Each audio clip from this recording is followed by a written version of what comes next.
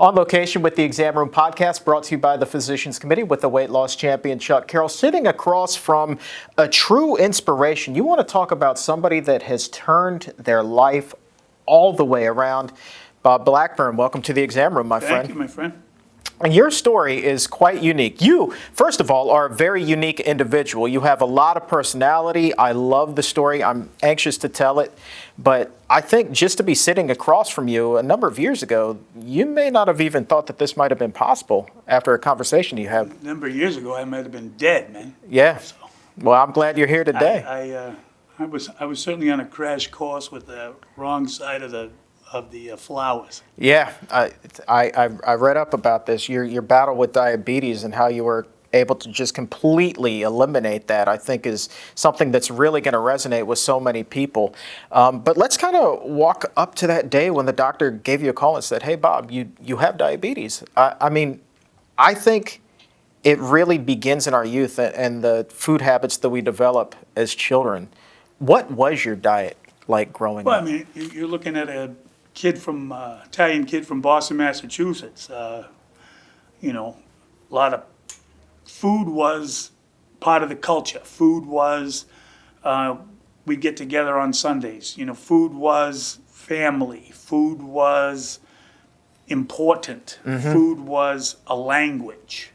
And good food. And I don't mean, not that I didn't over time eat a bunch of garbage, but my grandmother, came from northern Italy. She cooked, from scratch. It was, pastas. It was chicken with white sauce. It was, pork porchetta. It was braciolatini. I mean, there was every kind of, and that language continued. Now mind you, I go in the Marine Corps at, 18 years old, and obviously the food there isn't as good, but you kind of eat to survive there, and my metabolism was good, and I was young, I was lifting, I was working out, and so food wasn't a problem. Right. I could just eat whatever I wanted. So you never struggled with weight growing No, up? I was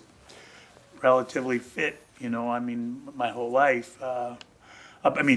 My youth, I was. Yeah. I played ball, played sports, and so I was always, very active and all that. And then, like I said, when you go in the Marine Corps, there's not too many fat Marines when they're in. The fat Marines, we're all fat Marines when we get out, but Yeah. we're not fat Marines when we're in. Did you realize what the ramifications possibly could be at that point, eating that type of food? Well, not so much. Other than, so my dad died when I was 14 years old. He was 53 when he passed away, and he died of cancer. But leading up to his cancer, he had adult onset diabetes. So I do remember the blue pills. Back then, the blue pill was metformin. It wasn't what it is now. Right.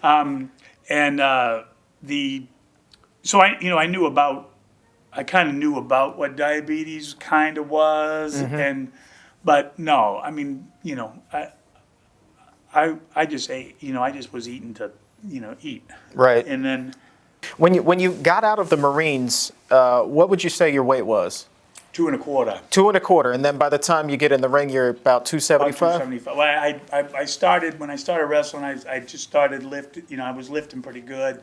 So I was about 253 when I started wrestling, and then I worked out, till I get to about 275, where that's where I worked at. Right. Now, a lot of times you're lifting, I assume you're trying to put on muscle at that point for your physique. Were you focusing on eating a lot of meat, like a very protein-heavy diet? Yeah, a lot of protein, a lot of,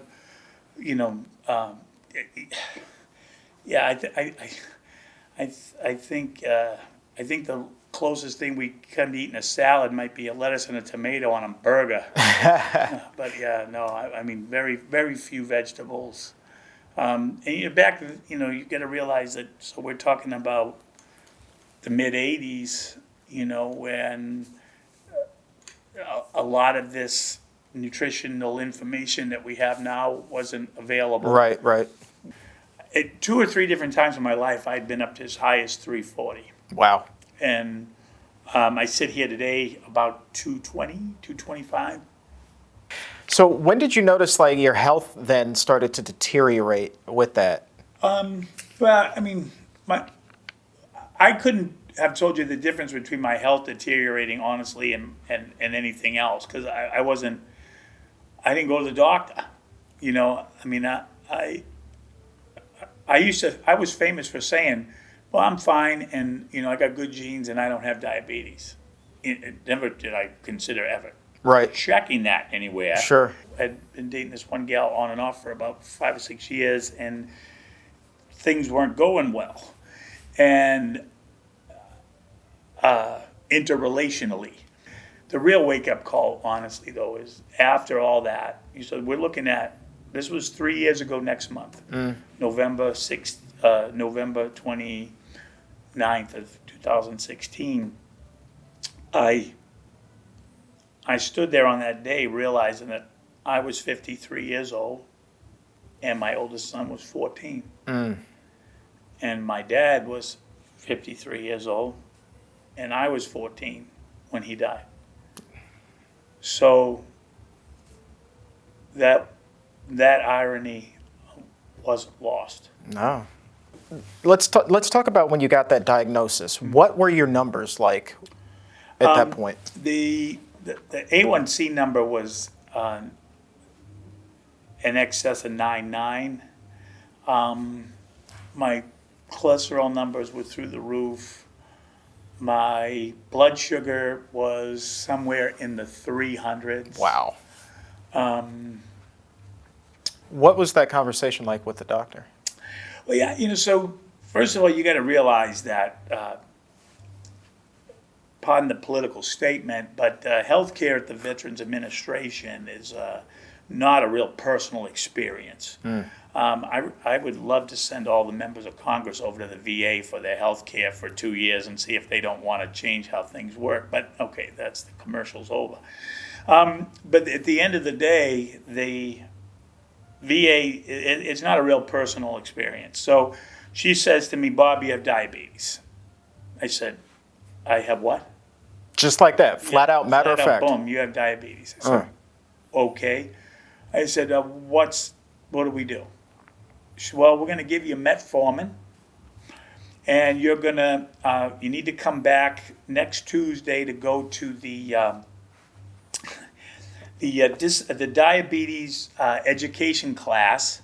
It's an all-day affair, and at the end of the class, we'll give you your meter to poke your finger, and color me shocked at that moment. Sure.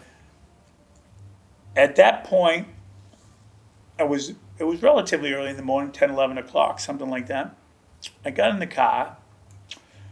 It's over in Hampton, the town you're familiar with. And I'm coming back over the bridge and tunnel, and I pick up the phone and I call my friend John Dempsey. And John is, I like to refer to him as the Forks and Knives legend, John Dempsey. And Dempsey had, at that point in his life, had lost well over 100 pounds because of health reasons, eating plant-based. And so I called him. I said, John, this is what happened. You know, what do I do? Yeah.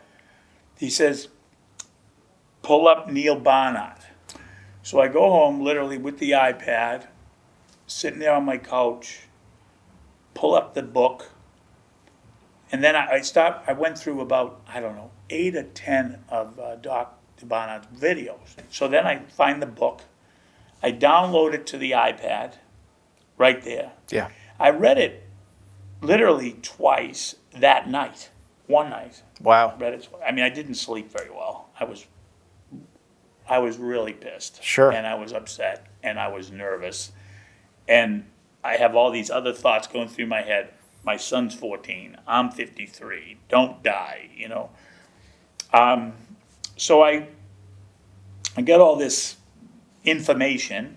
I don't know, 3, 4 in the morning, went into my cupboard, and I started throwing crap away. I just purged everything, took it to the trash, threw it out. So I called John at like, I don't know, 7:30. He's like, what the hell are you calling me this early for? And I said, all right, what do I eat? He said, what do you mean? I said, well, I'm going to be a whole food, plant-based, vegan, whatever the heck that is. I said, what do I do? So what do I eat? Oh, he said, well, what did it say in the book? I said, well, something about oatmeal. What the hell? I don't like oatmeal. I said, dude, do what it says. A week in, so the first day, right? I get on the thing. I told John that next morning I'm going to do this whole food plant-based thing, right? 7 days later, I have to go to the VA for the That seminar, right? that seminar. Yeah. They give us a bag lunch. In the bag lunch was the gas station sandwich. You know the gas station sandwich. You know the do. one that's pre-wrapped in that funky triangular like fake box Absolutely. with a bunch of ingredients on it that you can't spell, never mind pronounce, right? This is what's in the bag. And I said to the lady, what the hell is this? Well, that's a balanced lunch. Da, da, da, da. I'm like, ma'am, I said, there's got to be a different way. I'm not eating this stuff. Maybe actually the day I went to that stupid class, I had already taken the metformin for about 3 or 4 days. Because by the time it got to me, so I'd only been on it for like 2 days. Sure. It made me sick as a dog. So I went to the doctor while I was there. I went upstairs and I said, I gave her the big, I brought in the 4-gallon bottle of that stuff that VA sends you, right? And I put it on her desk and I said, I'm taking this. I said, give me the shots. She said, what? I said, I'd rather shoot myself with the insulin than take that crap. At least the insulin is a pure shot and it's something the body uses than that. Because that makes me sick. She said, well, once you go on insulin, you never come off. I said, I'll be back in 90 days. And she said, okay. She said, nobody ever comes off the insulin when they go on. Very skeptical. I looked at her and I said, I'll see you in 90 days. Give me the shots. I became more of a student than I will ever admit to or anyone will ever believe. But so 90 days later, mind you, I started out about 320 is what I was weighing in at. Ish, depending on the day, probably 330 on a Tuesday. I was a cheeseburger away from a heart attack, no doubt. 245 when I walked in on day 90. My man. And I took the box of insulin I put on her desk. I said, I'm done. She looked at me like I was nuts. Really? She said, no one's ever done that. So now go 90 more days, right? I'm 180 out for my next checkup. My A1C was 5.3. Nice. I was probably 210 in weight-ish. And all my numbers were now arguably non-diabetic. Sure. Let's talk about the difference in emotion between the day you were diagnosed. You said you were 53, your son was 14. Obviously, that hits close to home for you. But then the day that he writes in the record, non-diabetic, that has to be a very emotional day as well. Reduced to tears. Yeah. I mean, I reduced to tears. Reduced to tears. Because, I mean, it was and is a lot of work. It was and is pretty emotional. I did what I did for me. I did what I did for my boys. Anybody can do what I did. The question is, will they? I've had a lot of people call me, hey, Bob, what did you do? How'd you do it? The minute you tell them, they go, oh. So now I don't tell anybody what I did. If you ask, I'll gladly help you. I'm glad we asked today. Me too. Bob Blackburn, thank you so much, my friend. Thank you, my brother. All right.